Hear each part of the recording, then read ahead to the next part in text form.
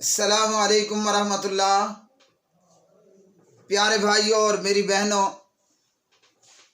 Corona virus کے حوالے سے ہر طرف خوف و ہراس ہے اور پریشانی ہے، اور اس سلسلے میں بہت زیادہ بے بنیاد باتیں اور حد سے زیادہ من گھڑت وظیفے، وظائف اور من گھڑت اعمال بھی عام ہو چکے ہیں۔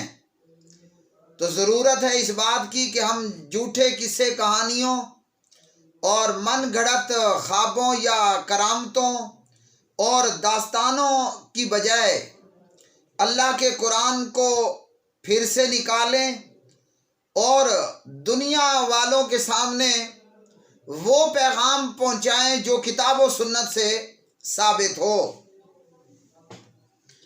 آج کے ہماری اس ویڈیو پیغام میں ہم یہ حدیث دیکھیں گے کہ کرونا وائرس کے حوالے سے اذان دینا۔ تو کرونا وائرس کے حوالے سے مختلف قسم کی من گھڑت چیزیں، بے بنیاد چیزیں جو ہیں وہ منظر عام پر موجود ہیں۔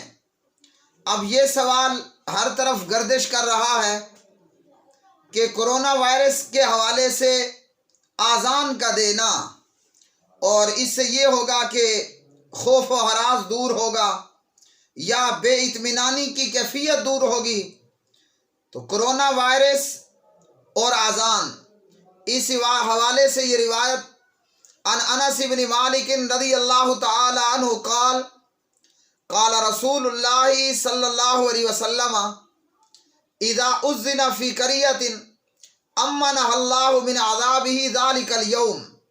یہ روایت المعجم الاوسط میں 3671 نمبر پر، اور یہ روایت المعجم الکبیر للطبرانی میں 746 پر، 746 نمبر پر، اور یہی روایت سلسلہ الاحادیث الضعیفہ والموضوعہ کے اندر 2207 نمبر پر، اور یہی روایت ضعیف الترغیب کے اندر 165 نمبر پر۔ اب اللہ کی توفیق سے سمجھنے والے اور جاننے والے یہ جان چکے ہوں گے کہ اس روایت کا کیا حال ہے۔ کرونا وائرس میں اذان کا دینا، تو یہ روایت سندن ضعیف روایت ہے، اور اس روایت میں موجود عبد الرحمن بن سعد ضعیف ہے، سلسلہ الضعیفہ۔ اب اس روایت میں کہا گیا کہ جب اذان دی جائے کسی بستی میں تو اللہ تعالیٰ ایسی بستی کو اس دن اپنے عذاب سے امان عطا کر دیتا ہے۔ مطلب یہ ہے کہ وہاں سے اللہ اپنا عذاب دور کر دیتا ہے۔ جس بستی میں اذان دی جائے، اللہ سبحانہ و تعالیٰ اس دن اس بستی کو اپنے عذاب سے امان عطا کر دیتا ہے۔ یہ روایت سندن ضعیف روایت ہے، اور یہ روایت سندن ثابت نہیں ہے، اور علامہ محمد ناصر الدین البانی رحمہ اللہ فرماتے ہیں کہ اس میں عبد الرحمن بن سعد ضعیف ہے، جس طرح کے تقریب میں موجود ہے۔ تو یہ روایت سندن ثابت نہیں ہے۔ اور اسی طرح اس اذان دینے کے حوالے سے فتاوی رضویہ، بریلویت کے اعلیٰ حضرت امام احمد رضا خان صاحب فتاوی رضویہ کے حوالے سے بھی یہ حدیث یا یہ روایت وہ نقل کی گئی ہے۔ تو یہ روایت سندن ضعیف روایت ہے، اور جب یہ ناقابل اعتبار ہے تو وبا میں یا اس قسم کے عذاب میں اذان دینا یہ سنت عمل نہیں ہے۔ سنت عمل یہی ہے کہ ہم اللہ کے عذاب سے خود کو بچانے کے لیے اللہ سبحانہ و تعالیٰ کی پناہ طلب کریں۔ اللہم انی اعوذ بک من البرص والجنون والجذام ومن سیء الاسقام، اور جو دیگر دعائیں ہمارے سامنے موجود ہیں ان دعاؤں کا اہتمام کریں۔ تو فتاوی رضویہ امام احمد رضا خان کی یہ بیان کردہ روایت کہ جب کسی بستی میں اذان دی جائے تو اللہ سبحانہ و تعالیٰ اس دن اس سے عذاب کو جو ہے وہ دور کر دیتا ہے، اس بستی کو اللہ عذاب سے امان دے دیتا ہے۔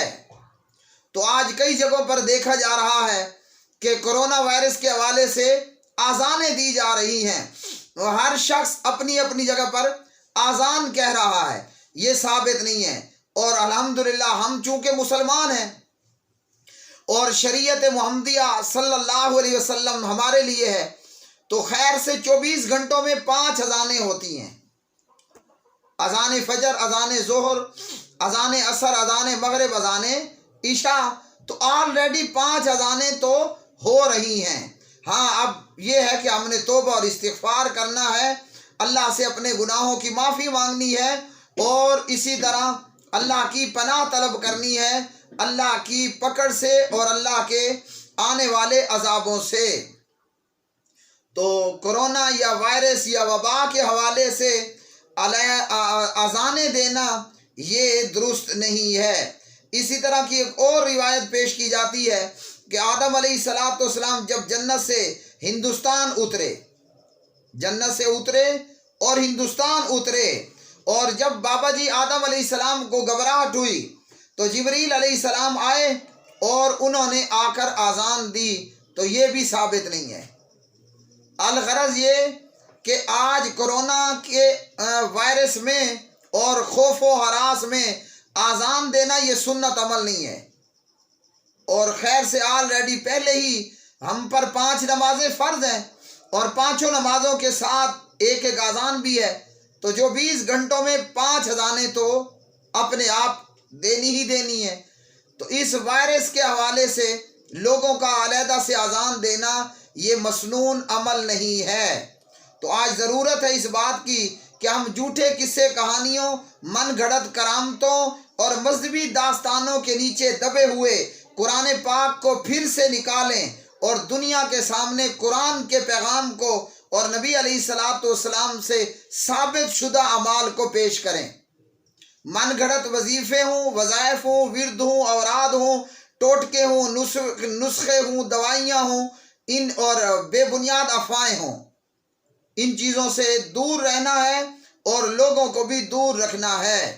جو چیز کنفرم ہو اور ثابت ہو، وہ چاہے وظیفہ حکیم اور طبیب سے ثابت ہو، اور یا جو ہے وہ دوائی، اگر وہ دوا اور وہ نسخہ حکیم اور طبیب اور ایک ماہر ڈاکٹر سے ثابت ہے تو وہی کچھ کریں، اور وظیفہ یا وظائف وہی کریں جو کتاب و سنت سے صاف طور پر صحیح سند کے ساتھ ثابت ہوں۔ وآخر دعوانا ان الحمد للہ رب العالمین۔